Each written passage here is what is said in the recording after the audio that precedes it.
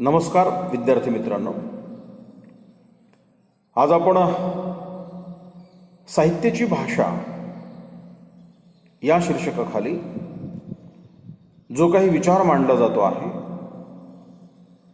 त्या विचाराची माहिती आपण करून घेणार आहोत. द्वितीय वर्ष कला मराठी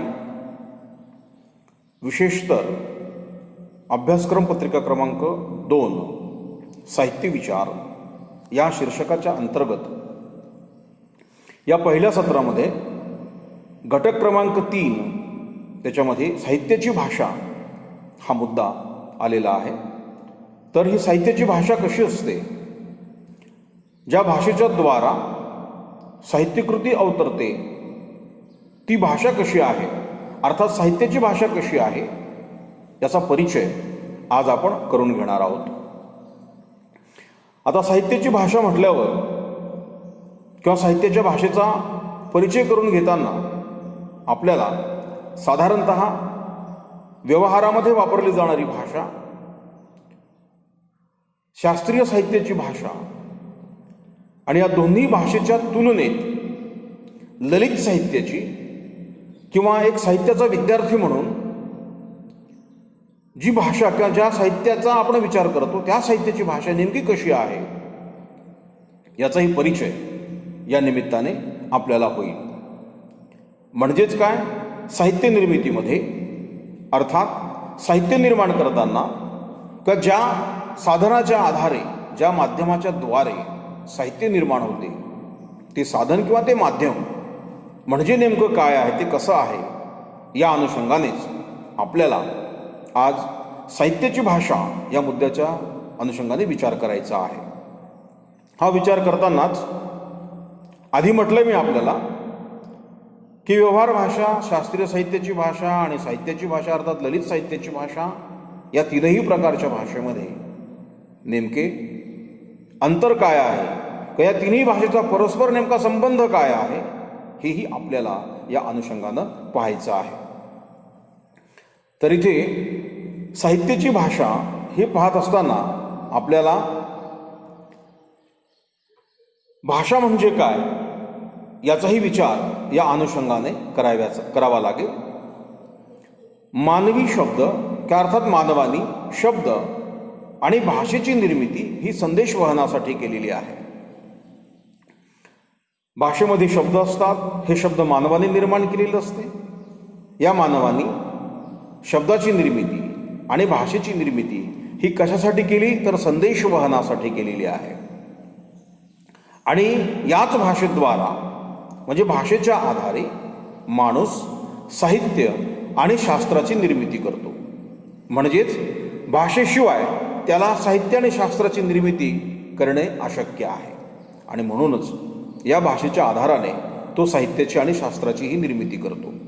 याचाच विचार करीत असताना आपल्याला किंवा आपल्या एक गोष्ट अशी लक्षात येते आणि ती म्हणजे माणूस दैनंदिन जीवनामध्ये किंवा सामाजिक जीवनामध्ये वावरत असताना त्याला व्यवहार भाषा, शास्त्रीय साहित्याची भाषा आणि ललित साहित्याची भाषा या तीनही भाषेशी त्याचा संबंध येतो. आता ह्या तीनही पातळीवर जेव्हा भाषेचा विचार करतो त्यावेळेला ह्या तीनही पातळ्यांमध्ये या भाषेचे संदर्भ बदलतात. अर्थात व्यावहारिक पातळीवर भाषेचा संदर्भ वेगळा असतो, शास्त्रीय साहित्याच्या भाषेचा विचार करीत असताना त्याचा संदर्भ वेगळा असतो आणि ललित साहित्याच्या पातळीवर विचार करीत असताना त्याचा संदर्भ वेगळा असतो. जसा या तीनही पातळीवर व्यवहार भाषा, शास्त्रीय साहित्याची भाषा आणि ललित साहित्याची भाषा याचे जसे संदर्भ बदलतात त्याचबरोबर त्याचे संदेशवहनाचे स्वरूपही बदलतात. व्यावहारिक भाषेच्या संदेशवहनाचे स्वरूप हे शास्त्रीय साहित्याच्या संदेशवहनापेक्षा वेगळे असते. या दोन्ही भाषेच्या संदेशवहनाचे जर स्वरूप आपण बघितले तर ललित साहित्याची जी काही भाषा आहे या भाषेचे संदेशवहनाचे जे काही स्वरूप आहे तेही वेगळे असल्याचे आपल्याला दिसतात. म्हणजेच या तीनही पातळीवर भाषेचा विचार करताना एक गोष्ट आपल्या लक्षात येते आणि ती म्हणजे जसे या भाषेचे संदर्भ बदलतात तसेच संदेशवहनाचे स्वरूपही आपल्याला इथे बदलताना दिसतात. साधारणतः शास्त्रीय साहित्याची जी काही भाषा आहे ही भाषा अभिधात्मक असते. अभिधात्मक याचा अर्थ काय की जसा शब्द असेल तसा त्याच्यातून व्यक्त होणारा जो काही अर्थ आहे तो अर्थ, मुख्य अर्थ, शब्दाचा मुख्य अर्थ हे शास्त्रीय साहित्याच्या भाषेतून आपल्याला पाहायला मिळतं, व्यक्त होताना दिसतं, त्याचा अनुभव किंवा त्याचा प्रत्यय आपल्याला येतो. तर ललित साहित्याची भाषा किंवा साहित्याची भाषा जी आहे ती व्यंजन प्रचूर असते, तिच्यामध्ये व्यंग्यार्थ असतो, त्याचबरोबर ती अभिव्यंजकताही त्या भाषेतून व्यक्त होताना आपल्याला दिसते. तर व्यावहारिक भाषा जी आहे ही व्यावहारिक भाषा, व्यावहारिक पातळीवरची भाषा जी आपण दैनंदिन जीवनामध्ये बोलतो, जिला व्यापारी भाषा या नावाने ती ओळखली जाते, सरकारी भाषा या नावाने ओळखली जाते, धार्मिक भाषा किंवा विद्यार्थ्यांची वाह्यात बोली, ह्या सगळ्या ह्या व्यावहारिक भाषेमध्येच त्या सगळ्या भाषेचा हा म्हणजे व्यावहारिक भाषेचा समावेश या सगळ्या माध्यमातून साधारणतः केला जातो. आता इथे शास्त्रीय साहित्याची जी काही भाषा आहे ही शास्त्रीय साहित्याची भाषा जीवन व्यवहारोपयोगी असते, साधारणत्व ही तिचं वैशिष्ट्य असते, त्याचबरोबर ती निर्देशात्मक असते आणि विवेचनात्मकही असते. ललित साहित्याची भाषा अशी नसते, ती वेगळी असते त्यापेक्षा, पण शास्त्रीय साहित्याची भाषा ही जीवन व्यवहारोपयोगी, साधारणत्व हे तिचं वैशिष्ट्य असतं, ती निर्देशात्मक असते आणि विवेचनात्मकही असते. आता इथे ललित साहित्याची भाषा नेमकी काय आहे याचं कार्य जर आपण बघितलं, ललित साहित्याच्या भाषेचं जे काही कार्य आहे हे जर आपण बघितलं तर ललित साहित्याची भाषा, तिचे स्वरूप जे आहे ते स्वरूप आपल्या निदर्शनास येईल. पहिलं आणि महत्त्वाचं कार्य जे आहे या ललित साहित्याच्या भाषेचं आहे ते म्हणजे सौंदर्य निर्मिती. जी शास्त्रीय साहित्याची भाषा किंवा व्यवहार भाषामध्ये अशी सौंदर्य निर्मिती होईलच असं नाही, पण ललित साहित्याची जी काही भाषा आहे या भाषेचं कार्य आहे सौंदर्य निर्मिती करणे. आता ही सौंदर्य निर्मिती ही कशाच्या आधारानं होते तर हाही एक मुद्दा या अनुषंगानं आपल्याला महत्त्वाचा वाटतो. म्हणजे या अनुषंगानं विचार करीत असताना आपल्याला असं दिसते की साहित्यकृतीमध्ये साहित्यिक जेव्हा साहित्यकृतीची निर्मिती करतो तेव्हा त्या निर्मितीमध्ये साहित्यिकाच्या प्रतिभेचा स्पर्श अतिशय महत्त्वाचा असतो. या प्रतिभा स्पर्शामुळेच साहित्यिकाला आपल्या साहित्यकृतीमध्ये सौंदर्य निर्मिती करता येते आणि हे सौंदर्य निर्मितीचे कार्य जे आहे ही ललित साहित्याची भाषा करते असे आपल्याला दिसते. आपण बघतो की साहित्यिक जेव्हा साहित्यकृती निर्माण करतो तेव्हा व्यवहार भाषेचे काही नियम जर असतील तर ते नियमांचे ते उल्लंघन करतो. म्हणजेच कवितेची जी काही भाषा आहे अर्थात साहित्याची जी काही भाषा आहे अर्थात कवितेच्या अनुषंगाने हा विचार आपण करूया. कवितेची जी काही भाषा आहे ती एका बाजूला नियमोल्लंघन करते तर दुसरीकडे मात्र ती नादलयाच्या पातळीवर दुसऱ्या वेगळ्याच नियमांनी स्वतःला बांधून घेते. एकीकडे नियमोल्लंघन तर दुसरीकडे विशिष्ट नियमाने स्वतःला ती बांधून घेते.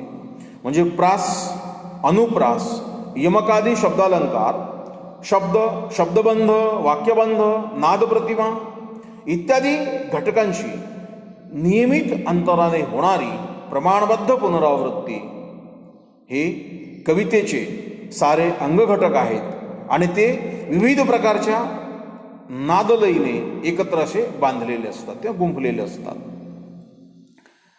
अशा ह्या घटकांमुळेच कवितेच्या अंगी, या घटकांच्या एकत्रीकरणामुळे कवितेच्या अंगी सौंदर्य निर्मितीची क्षमता येते. म्हणजेच काय, ललित साहित्याची भाषा जी आहे हे सौंदर्य निर्मितीचे कार्य करते आहे. कवितेमध्ये जे भाषिक गुण असतात, जे काव्यगुण असतात, तसेच या साहित्यामध्ये सौंदर्य सर्जक असे गुणही असतात. म्हणजेच काय, कवितेमध्ये भाषिक गुण असतात, काव्यगुणही असतात आणि त्याचबरोबर सौंदर्य सर्जक असे गुणही असतात. ह्याही गोष्टी इथे आपल्याला समजून घ्याव्या लागतील, या अनुषंगाने महत्त्वाच्या आहेत. म्हणजे सौंदर्य निर्मिती करणे हे ललित साहित्याच्या भाषेचे कार्य आहे, जे व्यावहारिक भाषेचे किंवा शास्त्रीय साहित्याच्या भाषेचे नाही. कारण त्या दोन्ही भाषा ह्या ललित साहित्याच्या भाषेपेक्षा, या साहित्याच्या भाषेपेक्षा वेगळ्या आहेत, हेही या निमित्ताने आपल्या लक्षात येते. आता ह्या सौंदर्य निर्मितीच्या कार्याबरोबरच आणखी दुसरी एक महत्त्वाची गोष्ट आहे, ती म्हणजे कल्पनाशक्ती.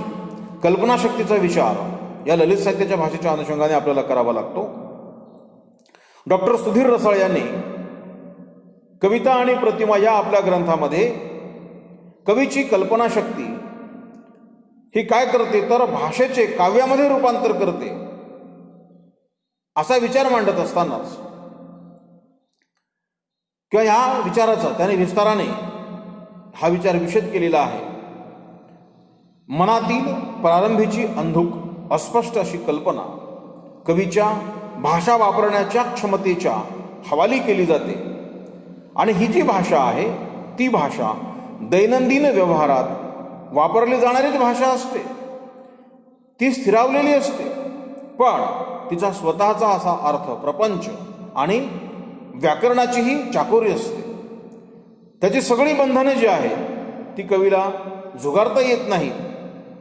जर ती झुगारता आली असती तर कविता ही पूर्णपणे अनाकलनीय झाली असती किंवा अनाकलनीय होण्याचा संभव जास्त असतो, पण अशी ती होत नाही.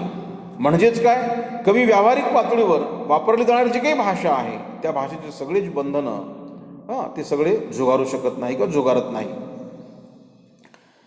त्याचबरोबर साहित्य प्रकाराचेही बंधन त्या निर्मितीला येते. म्हणून कवीला भाषा आणि साहित्य व्यवहार यांची जी काही स्थिर रूपे आहेत ही स्थिर रूपे आपल्या प्राथमिक कल्पनेच्या अभिव्यक्तीस वाव मिळेल इतपत या पातळीवर ते लवचिक बनवण्याचा कवी प्रयत्न करतो. आणि त्याच्या ह्या कल्पनाशक्तीमुळेच, कवीच्या कल्पनाशक्तीमुळे भाषा आणि साहित्यकृतीचे जे काही स्थिर रूप आहे ते स्थिर रूपात परिवर्तन घडताना आपल्याला दिसते. शेवटी कविता हे एक भाषारूपच आहे. ती शब्दांशी म्हणजेच विशिष्ट ध्वनिचिन्हांची किंवा विशिष्ट ध्वनिचिन्हांनी बोधित, ज्याचं ज्ञान आपल्याला होऊ शकतं असं बोधित होणाऱ्या अर्थाची एक परिपूर्ण, सुश्लिष्ट आणि सेंद्रिय अशी संघटना असते. तिची निर्मिती घडविणारी शक्ती म्हणजेच कल्पनाशक्ती होय. म्हणजे कवितेची निर्मिती घडविणारी शक्ती म्हणजे काय तर ती कल्पनाशक्ती होय. म्हणजे कल्पनाशक्तीच्या साह्याने साहित्यिक आपली साहित्यकृती निर्माण करतो. म्हणजेच साहित्याची जी काही भाषा आहे या भाषेसाठी कल्पनाशक्ती देखील अतिशय महत्त्वाची आहे.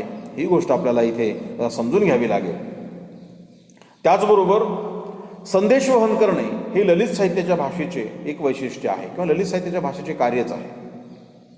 म्हणजेच काय, डॉक्टर भालचंद्र नेमाडे यांनी साहित्याची भाषा या विषयाबद्दल विचार करताना काही मुद्देही मांडलेले आहेत. त्या मुद्द्यांचा विचार करताना असे दिसते की बोलीभाषा किंवा व्यवहार भाषा हिची व्याप्ती अतिशय मोठी असते. तिच्या जीवनाच्या विविध क्षेत्रात वापरही असतो. तिचे संदेशवहनाचे क्षेत्र विशाल असते. त्या व्यावहारिक भाषेचे स्वरूप प्रायः हे साधनरूप असते. पण ही साधनरूप भाषा, व्यावहारिक पातळीवरची साधनरूप असणारी भाषा मात्र साहित्यात ती साध्यरूप होते.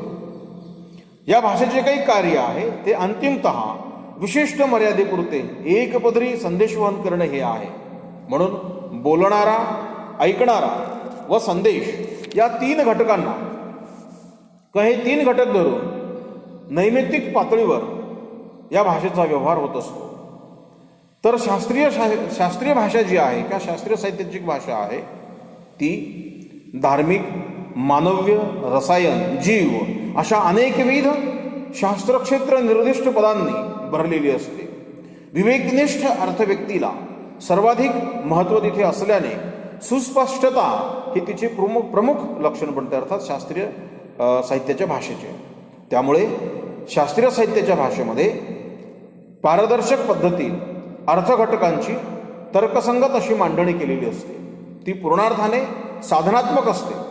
शब्द आणि अर्थ यांचा संबंध एकास एक असाच असल्याने तिच्या घडणीत अनेकार्थतेला वाव नसतो.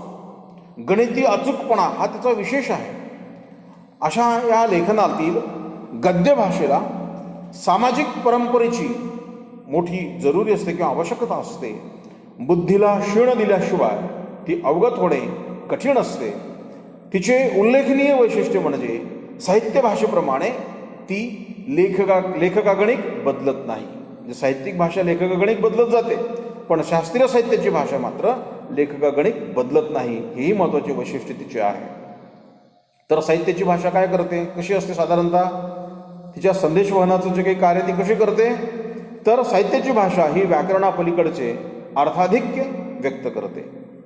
तसेच तिच्या ठिकाणी अर्थव्यक्तीची समृद्धीही आढळते.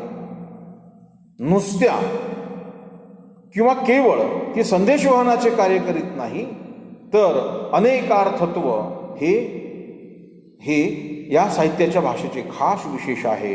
म्हणजे संदेशवहनाबरोबर अनेकार्थता व्यक्त करणे हेही तिचं कार्य आहे किंवा तिचं वैशिष्ट्य आहे. या साहित्याच्या भाषेमध्ये नियमोल्लंघनाची प्रवृत्ती दिसत असली तरीही तिला कोणत्या तरी साहित्य प्रकाराचा बाह्य संदर्भ असतो. तिच्या रचनेला विशिष्ट हेतूने एका संहितेत मांडलेले असते.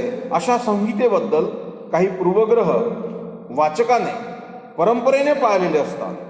लेखकानेही ते लक्षात ठेवणे आवश्यक असते. याशिवायच अशा ह्या संहितेला एक आंतरिक रचना तत्व असते. त्याच्याशी भाषिक रूप संबंध ठेवून असते. म्हणजे भाषेच्या पातळीवरच हे सगळे व्यक्त होत असते. व्यवहार भाषेला नसणारा चिरंतन स्वरूपाचा कालसंदर्भ साहित्य कृतिमय संहितेच्या भाषेला असते. म्हणजे ज्या भाषेच्या आधारे साहित्यकृती निर्माण झालेली असते त्या भाषेला असा एक कालसंदर्भ असतो, चिरंतन स्वरूपाचा असा कालसंदर्भ असतो. साहित्याच्या भाषेची एक प्रभावी आणि परिणामकारक वैशिष्ट्य म्हणजे ती अनपेक्षित अर्थव्यक्ती करू शकते. अपेक्षा नसतानाही अनपेक्षित अशी अर्थव्यक्ती ती करू शकते. व्यवहाराच्या भाषेत शब्दांचे व्याकरण, शब्दक्रम, वाक्यरचना ही नेहमी अपेक्षित पद्धतीने कार्य करीत असतात. पण साहित्य भाषेत मात्र त्याची कमी अधिक प्रमाणात मोडतोड केली जाते, असेही डॉक्टर नेमाडे यांनी या संदर्भात म्हटले आहे. तेव्हा माणसाने परस्पर व्यवहार सौकर्यासाठी निर्माण केलेली भाषाच सर्वत्र नांदत असते. पण व्यवहारात, शास्त्रीय लेखनात आणि ललित साहित्याच्या लेखनामध्ये तिच्या व्यवस्थापनामागचे नियम हे वेगळे असतात. म्हणूनच आपण आधी बघितलं की ह्या तीनही साहित्य प्रकाराचे संदर्भ वेगळे असतात आणि त्यांचं संदेशवहनाचं कार्यही वेगवेगळं असतं. हेही आपण याच्या आधी बघितलेलंच आहे. ललित साहित्याच्या भाषेला प्रतिभेचा स्पर्श तर आवश्यक असतोच, आणि ही प्रतिभा म्हणजे तर्काच्या आधारे उलगडणारी किंवा उलगडली जाणारी शक्ती नव्हे.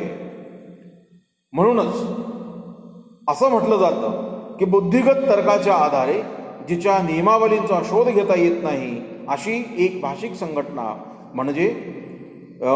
संघटना या ललित साहित्यामध्ये असते. सौंदर्यानुभव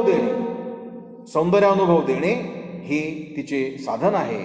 आणि म्हणूनच इथे ललित साहित्याच्या भाषेचे कार्य काय, तर सौंदर्याचा अनुभव देणे, सौंदर्यानुभव देणे हेही महत्त्वाचे कार्य इथे ललित साहित्याची भाषा करताना आपल्याला दिसते. याच अनुषंगाने विचार करताना आणखी एक मुद्दा लक्षात घ्यावा लागेल, आणि तो मुद्दा म्हणजे भाषा हे ललित साहित्याचे साधन की माध्यम, असाही प्रश्न या निमित्ताने उपस्थित केला जातो.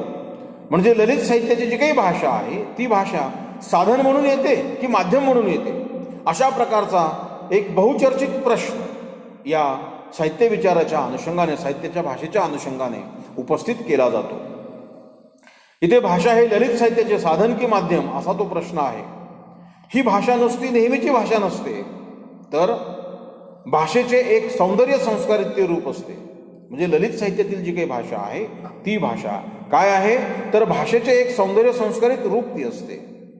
अमूर्त असा काव्यानुभव कवी वाचकांच्या मनात या भाषेच्या आधारेच संक्रांत करीत असतो. म्हणून या भाषेला साधन न म्हणता माध्यम म्हटले जावे असाही विचार मांडला गेला. तो अनुभव नुसता समजावून देण्याचे काम भाषेने केले तर ती उघड साधन होईल. भाषेच्या अशा रूपाला ललित साहित्याच्या व्यवहारात फारसे स्थान नसते. म्हणूनच भाषेमध्ये जी काही व्यावहारिक पातळीवर जी काही वाक्यरचना असते त्या वाक्यरचनेचाही नियम सांभाळला जातो या ललित साहित्यामध्ये. म्हणून ललित साहित्यात विशेषतः काव्यात भाषा ही भाषा म्हणून अवतरत नाही, तर ती किंवा त्या भाषेचे प्रतिमाखंडात रूपांतर होते. आणि जेव्हा प्रतिमाखंडात या भाषेचे रूपांतरण होत असते त्याच वेळेला ती त्या साहित्याचे माध्यम ठरते, माध्यम स्वरूप ते तिला प्राप्त होत असते. ललित साहित्याच्या मूलद्रव्याबाबत असाही एक प्रश्न उपस्थित केला जातो. त्याचे कारणच आहे तर इतर काही ललित कला आणि त्यांची आधारभूत सामग्री हे जर आपण पाहिलं तर आपल्याही ते लक्षात येऊ शकते. हे पाहत असतानाच शिल्पकलेची सामग्री ही पाषाण आहे, चित्रकलेची सामग्री रंग, तर ललित साहित्याची सामग्री असणाऱ्या भाषा म्हणजे भाषेमध्ये हे मूलभूत फरक आहे. कारण ललित साहित्याची सामग्री ही भाषाच असते. भाषा प्रस्तर किंवा रंग याप्रमाणे जड पदार्थ नाही, ती मानवाची एक जन्मजात अशी स्वयंनिर्मिती असते. तिला विशिष्ट मनुष्य समाजाच्या संस्कृतीचा एक स्वतंत्र वारसा लाभलेला असतो. ही भाषा अमूर्त असली तरी ती स्वयंचेतन असते.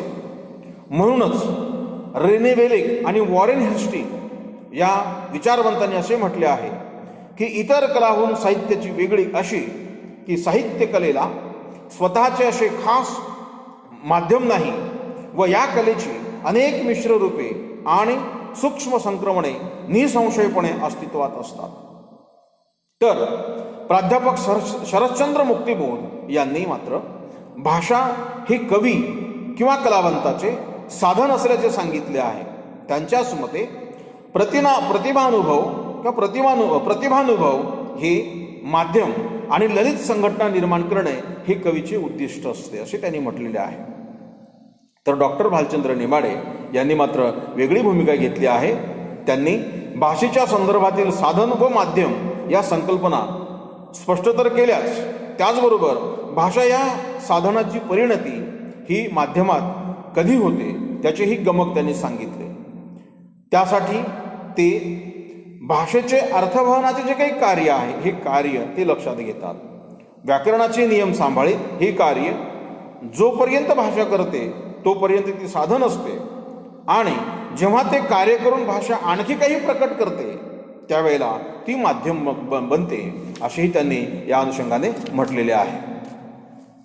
हा प्रश्न जो आहे तो मुळात अनाठाही आहे असे डॉक्टर भालचंद्र नेमाडे यांनी म्हटलेले आहे.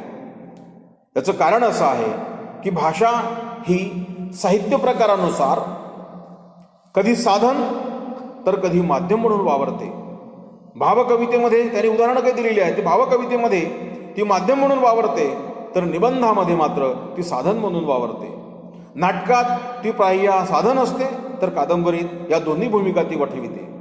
तेथील वर्णनात्मक किंवा निवेदनात्मक भागात भाषेचे जे काही स्वरूप आहे ते साधनाचेच असते असे म्हटले जाते. शेवटी असं म्हणावं लागेल आपल्याला की सर्वसाधारण भाषा हे साहित्याचे मूलद्रव्य आणि साधनच आहे. याच्याद्वारेच साहित्य व्यक्त होत असते. या भाषेचे प्रतिमा वगैरे बंधात झाले रूपांतर साहित्याचे माध्यम म्हणता येईल. म्हणजेच प्रतिभेचे किंवा कल्पनाशक्तीचे भाषेवर कलम झाले रे झाले की ही भाषा साहित्याची माध्यम बनते असे आपल्याला इथे म्हणता येईल. आपण साधारणतः साहित्याच्या भाषेचे नेमके काय स्वरूप आहे, तिचे नेमके कार्य काय आहे, साहित्यिक आणि या साहित्याचा आणि साहित्याच्या भाषेचा नेमका काय संबंध आहे हे या मुद्द्याच्या अनुषंगाने आपण समजून घेतलेलं आहे. ही सगळी जी काही चर्चा आहे ती आपण साहित्याच्या भाषेचे स्वरूप आणि वैशिष्ट्ये हे जाणून घेण्याचा आतापर्यंत आपण प्रयत्न केला. याच अनुषंगाने डॉक्टर भालचंद्र नेमाडे, प्राध्यापक शरदचंद्र मुक्तिबोध यांचेही विचार या अनुषंगाने आपण समजून घेतले. या सगळ्या चर्चेमधून साहित्याची भाषा नेमकी कशी असते आणि त्याचबरोबर ललित साहित्याची भाषा हे साधन आहे की माध्यम आहे याही अनुषंगाने आपण चर्चा केलेली आहे. आपण ही सगळी चर्चा काळजीपूर्वक ऐकली त्याबद्दल धन्यवाद.